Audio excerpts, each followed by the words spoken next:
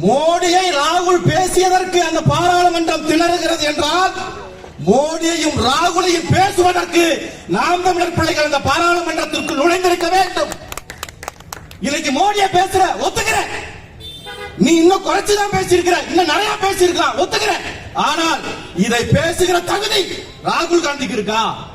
10 ஆண்டுகளாக நீ அடக்கி வைத்திருந்த நெருப்பு அப்படின்னு போடுறாங்க இன்னைக்கு எல்லா பேரும்.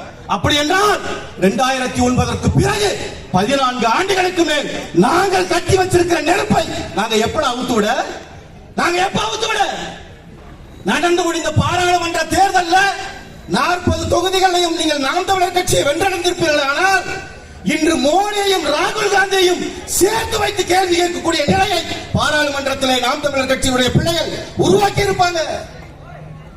ஒண்ணுமே இல்ல, உன்னுடைய எம்பி பதவி, பாராளுமன்ற உறுப்பினர் பதவியை ரத்து செஞ்சாங்க, உன் வீட்டை பறிமுதல் செஞ்சாங்க.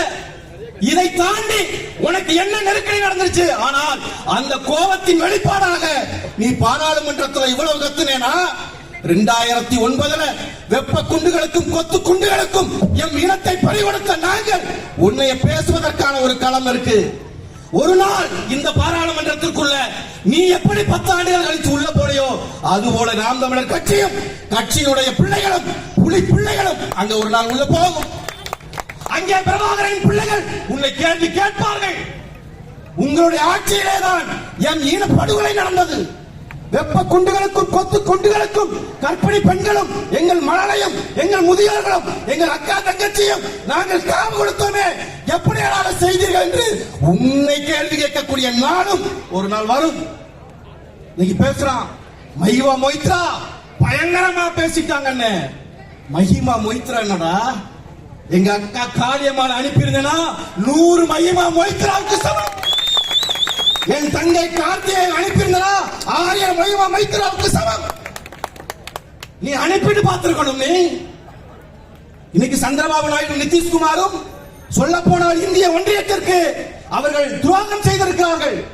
இந்த இந்திய ஒன்றியமே அவர்களை நம்புச்சு. எங்கிட்டோ பாரதிய ஜனதா ஆட்சிக்கு வந்துட்டாலும் சந்திரபாபு நாயுடுவும் நிதிஷ்குமாரும் நம்மளை காப்பாற்றி விடுவார்கள். இல்ல, முடிஞ்சிருச்சு.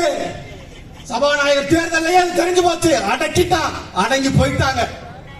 எப்படி மோடி சந்திரபாபு நாயுடு இடத்திலும் நிதிஷ்குமார் இடத்திலும் மாட்டிக்கொண்டு முழிச்சாரோ அதே போல ஒரு நாள் என் அண்ணன் செந்தமிழன் சீமான் இடத்திலே இந்திய ஒன்றியத்தை யாராண்டாலும் சரி எங்க இடத்துல ஒரு நாள் அதே போல நீங்க சிக்குறீங்க.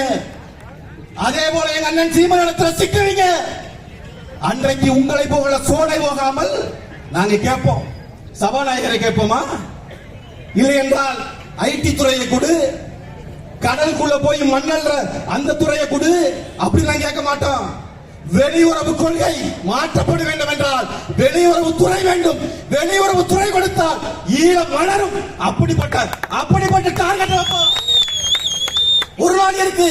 எப்படி ஒன்றும் இல்லாத ராகுல் காந்தி, பப்புவாக இருந்த ராகுல் காந்தி எப்படி இந்த நிலைக்கு வந்தாரோ அதுபோல் ஒரு நாள் நாம் தமிழர் பிள்ளைகளும் பாராளுமன்றத்திற்குள் போகும்.